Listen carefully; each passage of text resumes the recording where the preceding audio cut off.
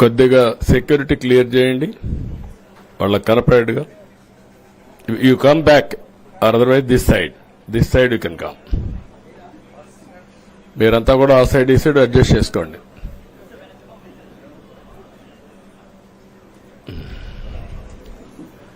ఏంటి బాగున్నారంతా? మీకు ఫ్రీడమ్ వచ్చింది, ముందు స్వాతంత్రం మీకు వచ్చింది, మాకు కాదు, మీ తర్వాత ప్రజలకి. Okay, good. మళ్ళీ ఢిల్లీకి వెళ్తున్నా ఈరోజు. వెళ్లే మునుపు మీ అందరితో మరీ మాట్లాడకుండా పోతే ప్రజలతో మాట్లాడలేం కదా. మీతో మాట్లాడితే ప్రజలతో మాట్లాడినట్టు. ఎలక్షన్ అవుతారని నిన్నంతా బిజీగా ఉన్నాం కాబట్టి ఒక 2 నిమిషాలు మీకు చెప్పి తద్వారా ప్రజలకు చెప్పేద్దామన్న ఉద్దేశంతో ఈ కార్యక్రమానికి శ్రీకారం చుట్టాను. ముందు మీడియాకి, అదే మరి రాష్ట్ర ప్రజలందరికీ ధన్యవాదాలు. శిరస్సు వంచి నమస్కారాలు తెలియజేస్తున్నా. ఎందుకంటే నా సుదీర్ఘమైన రాజకీయ యాత్రలో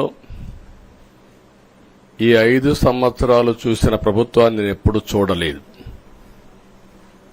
ఒక రంగమని కాదు, ఒక వ్యవస్థని కాదు, ప్రజాస్వామ్య వ్యవస్థలన్నీ ఏ విధంగా ఇబ్బంది పడ్డాయో, ఏ విధంగా నిర్వీర్యం చేశారో మనం అన్ని చూశాం. అయితే మా ధ్యేయం ఒకటే, ప్రజలు గెలవాలి, రాష్ట్రం నిలబడాలి. దీనికోసం ఎన్ని త్యాగాలైనా సరే చేసి మళ్లీ భావి తరాల భవిష్యత్తు కోసం ముందుకు పోవాలని చెప్పి వెళ్ళాం. నేను చాలా ఎన్నికలు చూశాం. 10వ ఎన్నిక నిన్న. అంటే ఇన్ని ఎన్నికలు చూసినా, అంటే ఎన్నికలు చూడడమే కాకుండా ఈ ఎన్నికలన్నీ at the helm of affairs ఉండి ఎప్పటికప్పుడు సమీక్షలు గాని ఇవన్నీ నిర్వహించడం కూడా చేశాం. రాజకీయాల్లో ఒడికిదుడుకులు సాధారణంగా ఉంటాయి. ఎవరు శాశ్వతం కాదు. దేశం శాశ్వతం, ప్రజాస్వామ్యం శాశ్వతం, రాజకీయ పార్టీలు శాశ్వతం, అధికారం అశాశ్వతం. రాజకీయ పార్టీలు కూడా సక్రమంగా ఉంటే మళ్లీ ప్రజలు ఆదరిస్తారు. లేకపోతే రాజకీయ పార్టీలు కూడా చాలా పార్టీలు కనుమరుగైపోయినాయి. వ్యక్తులు కనుమరుగైపోయారు, రాజకీయ పార్టీలు కనుమరుగైపోతాయి. కానీ ఇంత హిస్టారికల్ ఎలక్షన్ నేను ఎప్పుడు చూడలా. నా జీవితంలో చాలా ఎలక్షన్స్ ఫేస్ చేసాం, కానీ వేవ్ కనపడేది, వ్యతిరేకత కనపడేది. కానీ ఈ ఎలక్షన్లో ఎక్కడో అమెరికాలో ఉండే వ్యక్తి ఒక 5 లక్షలు 10 లక్షలు ఖర్చు పెట్టుకొని నేను రావాలి, ఓటేయాలి, రాష్ట్రం నిలబడాలి, ప్రజలు గెలవాలి అనే ఆవేదనతో వచ్చారు. ఎక్కడో పక్క రాష్ట్రాల్లో ఎక్కడో కడుపు నిండడం కోసం కూలి పనులకైనటువంటి వ్యక్తులు, పాచి పనులు చేసుకునే వ్యక్తులు సొంత డబ్బులు పెట్టుకొని నేరుగా ఇక్కడ రైల్వే స్టేషన్లో చూస్తే, బస్టాండ్లో చూస్తే భోజనం కూడా ప్యాక్ చేసుకొని తీసుకొచ్చి ఇక్కడ భోంచేసి ఓటేసే పరిస్థితికి వచ్చారు. ఈ కమిట్మెంట్ ని ఏ విధంగా వర్ణించాలో నాకైతే అర్థం కాదు. ఏ విధంగా వాళ్ళని అభినందించాలో కూడా అర్థం కాని పరిస్థితి. అనేక ఎన్నికల్లో అనేక అనుభూతులు చూశాం. కానీ మేము అన్ని ఎన్నికల కంటే ఇది ఒక తెలుగుదేశం పార్టీ చరిత్రలో, ఆంధ్రప్రదేశ్ రాష్ట్ర ప్రజల చరిత్రలో సువర్ణాక్షరాలతో లిఖించదగ్గ ఎన్నిక. ఇది ఒక హిస్టారికల్ ఎన్నిక. ఆగస్టు క్రైసిస్ తర్వాత, ఎన్టీ రామారావు గారు పార్టీ పెట్టిన తర్వాత 83లో మేము గెలిచాం. అప్పుడు 200 సీట్లు వచ్చాయి. కొత్తగా పార్టీ పెడతానే ఎన్నికలకు వెళ్లి 9 నెలలు అధికారంలోకి వస్తే 200 సీట్లు వచ్చాయి. 94లో మీరు ఒక్కసారి చూస్తే ప్రజా వ్యతిరేకం వల్ల 3 ముఖ్యమంత్రులు మారడం వల్ల ఆ రోజు మీరు ఎన్నికలు చూస్తే దగ్గర అపోజిషన్ పార్టీకి రిక్వైర్డ్ నెంబర్ అంటే అపోజిషన్ లీడర్గా వచ్చే స్టేటస్ రాకుండా వచ్చాయి. అవన్నిటిని వర్పించే విధంగా ఈసారి ఊహించని విధంగా వచ్చింది. అంటే దానికి కారణాలు నేను ఎక్కువ చెప్పక్కర్లేదు, అనుభవించిన ప్రజలకే అర్థమవుతుంది.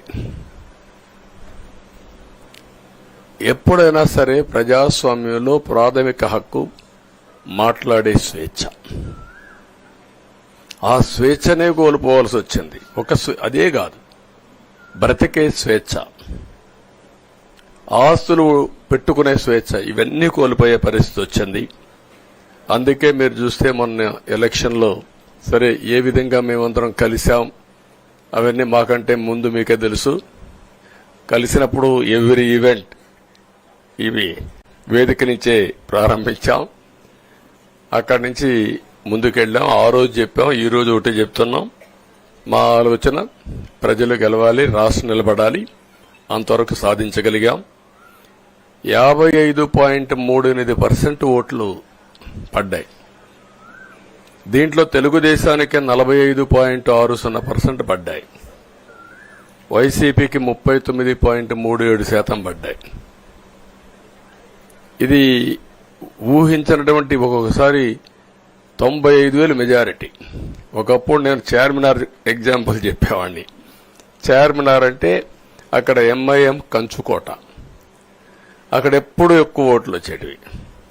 ఆ తర్వాత కుప్పం, సిద్దిపేట పోటీ పడేటి రెండో స్థానానికి.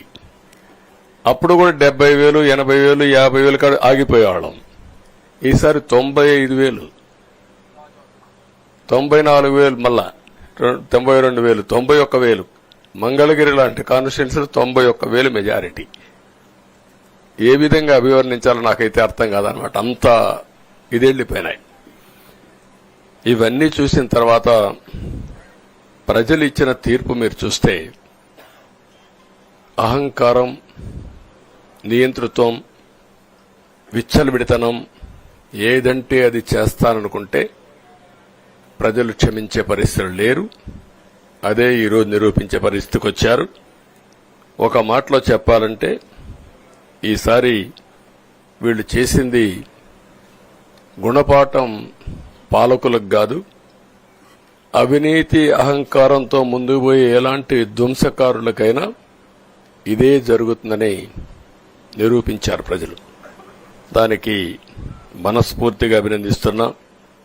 అదే సమయంలో 5 సంవత్సరాలు మా కార్యకర్తల పడిన ఇబ్బందులు, చాలా మంది స్లీప్లెస్ నైట్స్, కంటి నిండా నిద్రపోని పరిస్థితి. అక్కడి నుంచి నేను చూస్తే చాలా కడాన మనిషిని హింస పెడుతూ నువ్వు ప్రాణంతో బతకాలంటే జై జగన్ అనమంటే జై తెలుగుదేశం, జై చంద్రబాబుని ప్రాణాలు వదిలిన సందర్భం చంద్రయ్య.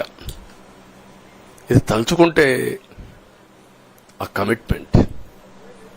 ఆ కమిట్మెంటే, ఆ త్యాగాల ఫలితమే ఈరోజు ప్రజాస్వామ్యాన్ని కాపాడుకోగలిగాం. ఒక మా కార్యకర్తలకే కాదు, మీడియా 5 ఏళ్లు మీరు పడిన ఇబ్బందులు, మీరు కోర్టుల చుట్టూరు తిరిగిన ఇది, మిమ్మల్ని సిబిసిఐడి ఆఫీసులో పెట్టి వేధించిన విధానం, అవి తలుచుకుంటే ప్రజాస్వామ్యమే సిగ్గుతో తలంచుకోవాలి. అలాంటి సంఘటనలు జరిగాయి. మేనేజ్మెంట్ని ఒకరినని కాదు, ఎవరినైనా పట్టుకురావచ్చు, ఏదైనా చేయొచ్చు అనే ధీమా వచ్చేసి ఇష్టానుసారంగా ప్రవర్తించే పరిస్థితికి వచ్చారు. అదే సమయంలో ప్రజల మీద, మా పార్టీ మీద సరే, ఈవెన్ జనసేన, పవన్ కళ్యాణ్, ఆయనకు కూడా స్వేచ్ఛ లేదు. ఎక్కడైనా సరే విశాఖపట్నానికి వెళితే ఉన్న పళంగా విశాఖపట్నం నుంచి వెకేట్ చేయాలని తిరిగి, అంటే నగర బహిష్కరణ, ఒక నాయకుడిని నగర బహిష్కరణ చేస్తే కారణం చెప్పకుండా ఇంకా వేరే వాళ్ళ కథ ఏముంటుందో మనం ఆలోచించుకోవాల్సిన అవసరం ఉంది.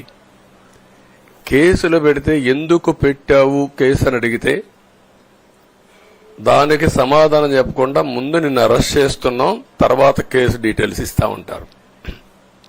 ఇలాంటి చాలా జరిగాయి.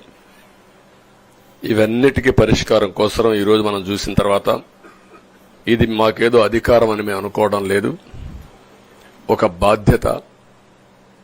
మేము పాలకులమే కాదు సేవకులం అని చెప్పే నినాదానికి శ్రీకారం చుట్టారు. ఇవన్నీ గుర్తుపెట్టుకొని పనిచేస్తాం. నేను చాలా స్పష్టంగా సూపర్ 6 ఇచ్చాం. అదే మాదిరిగా ప్రజాగళం ఎన్నికల మేనిఫెస్టో ఇచ్చాం. ఇవన్నీ కూడా ప్రజల్లోకి బాగా వెళ్ళాయి. ఒక హోప్ క్రియేట్ అయింది. ఇవన్నిటి ఫలితాలే నిన్నొచ్చాయి. అదే మాదిరిగా మేము ఇక్కడ మీరు చూస్తే ఒక పక్క తెలుగుదేశం పార్టీ మొట్టమొదటిసారిగా పవన్ కళ్యాణ్ గారు ప్రభుత్వ వ్యతిరేక ఓటు చేరడానికి వీలు లేదు, ఈ రాష్ట్రంలో మళ్ళా ప్రజాస్వామ్యాన్ని గాని ఈ రాష్ట్రాన్ని కాపాడుకోవాల్సిన బాధ్యత ఉందని చెప్పి ముందుకొచ్చి ఈ యొక్క కూటమికి బీజం వేశారు. వారిని మనస్ఫూర్తిగా అభినందిస్తున్నాం. ఆ తర్వాత బీజేపీ కూడా ఈ కూటమిలో భాగస్వాములయ్యి ముగ్గురం కూడా మీరు ఒక్కసారి ఆలోచిస్తే ఒకరు ఎక్కువ ఒకరు తక్కువ కాకుండా ముగ్గురం కలిసి పనిచేశాం. బేషిజాలు ఎక్కడా లేకుండా మేము ఏదైతే చెప్పామో ప్రజలు గెలవాలి, రాష్ట్రం నిలబడాలి, దీనికోసం పై స్థాయి నుంచి ఢిల్లీ నుంచి వచ్చినటువంటి బీజేపీ నాయకులు గాని ప్రధానమంత్రి అమిత్ షా గారు గాని ఇక్కడుండే పవన్ కళ్యాణ్ గాని తెలుగుదేశం పార్టీ కేంద్ర నాయకత్వం నుంచి కింది వరకు అందరం కూడా ఒక ట్రూ స్పిరిట్ తో పనిచేశాం. 175 అసెంబ్లీలు, 25 అసెంబ్లీలు అన్ని పార్టీలకు సంబంధించిన సీట్లుగా ఎన్డీఏలో భాగస్వాములుగా ఒక బాధ్యతతో ముందుకు పోయాం. అందుకే ఈ అనూహ్యమైనటువంటి విజయాన్ని సాధించగలిగాం. ఇక్కడి నుంచి బాధ్యత ఉంటుంది. ఆ బాధ్యతని ఏ విధంగా చేయాలనో అవన్నిటి కూడా ప్రణాళికలు తయారు చేసుకుంటాం. అంటే ఈ 5 సంవత్సరాలు జరిగిన విధ్వంసం మీరు ఒకసారి చూసిన తర్వాత ఇది ఒక 30 సంవత్సరాలకు ఎంత డ్యామేజ్ చేయాలనో అంత డ్యామేజ్ జరిగింది. వ్యవస్థలు విధ్వంసమయ్యాయి. మొత్తం ఎకానమీ కుప్పగూలిపోయింది. అప్పులైతే ఎంత చేశారో ఇంకా లోతు పోతే తప్ప మనకు తెలియదు. ఎక్కడెక్కడ చేశారో ఏమేం చేశారో తెలియదు. ఇంకొక పక్క ఎక్కడికక్కడ సహజ సంపద, ఒక శాండ్ కావచ్చు, మినరల్ వెల్త్ కావచ్చు, లేకపోతే ఏదంటే అది ఇంకా మాకు అడ్డే లేదు, ఏమైనా చేయగలుగుతాం, ఎవరైనా అడ్డొస్తే తొలగించుకుంటా పోతామనే ధీమాతో ముందుకు పోయారు. కొంతమంది భయపడి రాలేకపోయారు, ఎదిరించలేకపోయారు. నా కళ్ల ముందర ఒక రైతు చూస్తే ఆ పొలం పక్క నుండి ఇసుక తీసేస్తే అక్కడ భూగర్భ జలాలు ఉండవు, వ్యవసాయానికి నీళ్లు కూడా కొరత వస్తుంది, పక్క నుండే పొలాల్లో కూడా నీళ్లు ఉండవు. కానీ మాట్లాడే సాహసం చేయలేకపోయాడు. ఆయన కళ్ల ముందర ఆయన పొలంలో మట్టి తీసుకుపోతా ఉంటే ఎదిరించలేని నిస్సహాయ స్థితికి వచ్చాడు. మా వాళ్లు పోతే హౌస్ అరెస్టులు చేశారు. ఇవన్నీ చెప్పుకుంటూ పోతే ఒకటి కాదు, చాలా జరిగాయి. అవన్నీ కూడా ఏ విధంగా చేయాలనో చేస్తూనే మళ్లీ వ్యవస్థలన్నీ కూడా పునరుద్ధరించాల్సిన బాధ్యత ఉంది. అదే మరిగా మాకు ఒక 4-5 రోజులు ఇవన్నీ చూసిన తర్వాత డెప్త్కి పోయిన తర్వాత మీరు పేపర్లో రాసినట్టు గాని మేము మాట్లాడినట్టు గాని ఒక లెవెల్లో ఆగిపోయినాయని నా ఉద్దేశం. ఎందుకంటే నేను రాజకీయాలు 40 ఏళ్లు చూశాను. ప్రభుత్వాలను మేము అధికారం ఉన్నప్పుడు చూశాను, బాగు చేసి మళ్ళా అపోజిషన్కి వస్తానే వీళ్ళు నాశనం చేస్తే మళ్లీ నేను అధికారంలోకి వస్తానే దాన్ని బాగు చేయాలంటే ఎన్ని కష్టాలు ఉన్నాయో నేను చూశాను. ఒకప్పుడు పవర్ సెక్టర్ మీరు చూస్తే కరెంట్ ఎప్పుడు వస్తుందో ఎప్పుడు పోతుందో తెలియని పరిస్థితి నుంచి హైదరాబాద్ లో విద్యుత్ సౌధ దగ్గర రాఘవరెడ్డి ఉండేవాడు, కమ్యూనిస్ట్ లీడర్. నల్గొండ నుంచి రైతులు తీసుకొచ్చి సమ్మర్ వస్తే అసెంబ్లీ ఏప్రిల్లో ఉంటే గొడవలు సగం టైం మేము కరెంటు కొరత పైనే చర్చించేవాళ్ళం. That were the days.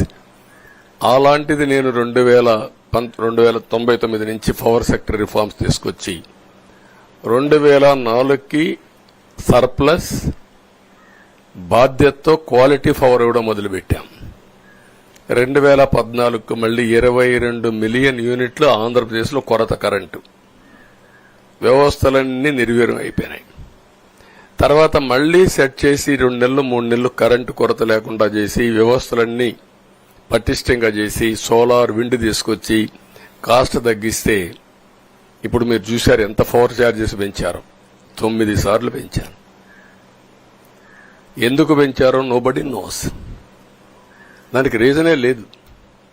ఇప్పుడు ఎక్కడుందో దాన్ని ఎత్తుక్కుంటే ఎంత లోతు పోయిందో కూడా తెలియదు. దాన్ని ఏ విధంగా రిపేర్ చేయాలి, ఎంత డబ్బులు తెచ్చారు, ఏ పేరుతో తెచ్చారు, అవన్నీ ఒక వ్యవస్థను కాదు, సంబంధం లేని వ్యవస్థతో డబ్బులు తీసుకొచ్చి సంబంధం లేని డిపార్ట్మెంట్కి ఇచ్చారు. ఇలాంటి చాలా ఉన్నాయి. అవన్నీ ఇన్ కోర్స్ ఆఫ్ టైం మీకు కూడా చెప్తాం. అల్టిమేట్ గా ఇదేదో మేము అధికారం అంటే జుబిలియంట్ గా బ్రహ్మాండంగా ఉందనుకోవడానికి కాదు. ఒక బాధ్యతతో మా మీద ఎంత నమ్మకం పెట్టుకున్నారో ఈ ప్రజల్ని మళ్లీ ఒక దారి చూపించే మార్గం మేము చూపిస్తాం. ఇంకొక పక్కన మీరు ఒకసారి ఆలోచిస్తే ఇదే అసెంబ్లీలో నాకు, మా కుటుంబానికి, మా మిస్సెస్కి జరిగినటువంటి అవమానానికి నా జీవితంలో ఎప్పుడూ బాధపడలా. నా మీద బాంబులతో దాడి చేసినప్పుడు కూడా వీరోచితంగా ఎదుర్కొన్నా. 2003 సెప్టెంబర్, అక్టోబర్ నాకు ఇప్పటికి కూడా జ్ఞాపకం. ఆ రోజు నా మీద బాంబులు చేసినప్పుడు చాలా ఒక పానిక్ రియాక్షన్లో కూడా నేను భయపడలేదు. అలాంటి వ్యక్తిని మీరు చూస్తే అది ఆ సంఘటన చూసిన తర్వాత ఇలాంటి కౌరవ సభలో ఉండడం కరెక్ట్ కాదని అసెంబ్లీలో చెప్పి దానికి కూడా మైక్ ఇవ్వకపోతే చెప్పేసి బయటొచ్చి ప్రెస్ కాన్ఫరెన్స్ చెప్పి అనౌన్స్ చేశాను. మళ్లీ క్షేత్రస్థాయిలో గెలిచి అసెంబ్లీని గౌరవ సభ చేసి అసెంబ్లీకి ఎంటర్ అవుతానని చెప్పాను. నేను ఏదైతే ఆ రోజు ఒక ప్రతిజ్ఞ చేశానో దాన్ని నిజం చేయడానికి ప్రజలు సహకరించారు. మామూలుగా సహకారం కాదది. నేను ఇన్ని సంవత్సరాలు చాలాసార్లు చాలా ఎలక్షన్లో గెలిచాం, కొన్ని ఎలక్షన్లో ఓడిపోయాం. ఎలక్షన్లో ఓడిపోయినప్పుడు నేను ఎప్పుడూ కుంగిపోలేదు. ఎలక్షన్లో గెలిచిన తర్వాత గంతులేయలేదు. నిబ్బరంగా ఓడిపోయినప్పుడు ఒక బాధ్యత ప్రతిపక్షంలో ఉండి పనిచేయాలి, గెలిపించినప్పుడు ఒక బాధ్యత ప్రజలకు మెరుగైన సేవలు అందించి వాళ్ళని ముందుకు తీసుకుపోవాలని ప్రయత్నం చేశాం. ఎప్పుడూ ప్రజాప్రచారనే ఉన్నాం. అలాంటిది జరిగిన తర్వాత ఈరోజు మళ్లీ ఇదే అసెంబ్లీకి నేను ఏదైతే చెప్పానో అది చేసి వెళ్ళడం అనేది ఒక తృప్తి, ఒక గౌరవం. ఆ గౌరవాన్ని నిలబెట్టిన ప్రజలను కూడా మనస్ఫూర్తిగా అభినందిస్తూ మీ రుణం తీర్చుకుంటాం. ఏ విధంగా పనిచేయాలో పనిచేస్తాం. మీ ఎక్స్పెక్టేషన్స్ ప్రకారం పనిచేసి అయితే ఎప్పటికప్పుడు మీరందరూ కూడా మేము ఓటేశాం, మా పని అయిపోయింది, ఇంకా మీరు చూసుకోండి కాకుండా ఎప్పటికప్పుడు మమ్మల్ని నడిపించే బాధ్యత, మాకు సహకరించే బాధ్యత, మళ్లీ రాష్ట్రంలో ఉండే ప్రజలందరం బాగుపడాలంటే ఏం చేయాలో మేము చేసినప్పుడు ఎప్పటికప్పుడు ఫీడ్బ్యాక్ ఇచ్చి నడిపించే బాధ్యత తీసుకోవాల్సిందిగా వారిని కోరుతున్నా. పవన్ కళ్యాణ్ గారిని మనస్ఫూర్తిగా అభినందిస్తున్నా. అదే మరి బీజేపీ అగ్రనాయకత్వాన్ని నరేంద్ర మోడీ గారిని, అమిత్ షా గారిని, ఇక్కడికి వచ్చిన అబ్జర్వర్స్ ని, ఇక్కడుండే పార్టీ అధ్యక్షురాలైనటువంటి పురంధేశ్వరి గారిని మనస్ఫూర్తిగా అభినందిస్తున్నా. వీళ్ళందరూ కూడా ఏదైతే ఒక స్ఫూర్తిని తీసుకున్నామో ఆ స్ఫూర్తితో టోటల్ గా ప్రతి ఒక్క కార్యకర్త సిన్సియర్ గా పనిచేయడానికి ఏ అభ్యర్థి ఉన్నా తమ అభ్యర్థిగా పాటించి బ్రహ్మాండంగా పనిచేశారు. వాళ్ళందరినీ అభినందిస్తున్నా. ఈరోజు మా విజయం మూడు పార్టీల కార్యకర్తల సమిష్టి కృషి. వారందరినీ అభినందిస్తూ ఈరోజు ఢిల్లీకి పోయి వచ్చిన తర్వాత ఒకసారి మళ్లీ ఇవన్నీ ఎప్పటికప్పుడు సమీక్ష చేసుకుంటూ ముందుకు పోతా అని చెప్పి తెలియజేసుకుంటూ మరొక్కసారి మీ అందరికీ అభినందనలు, ధన్యవాదాలు. థ్యాంక్ యూ అనండి.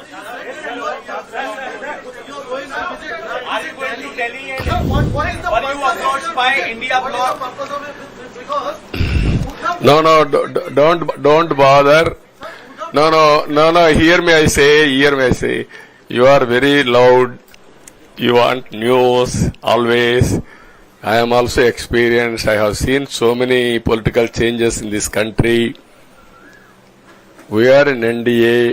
I am going for NDA meeting. In course of time, anything, we'll report to you. Thank you.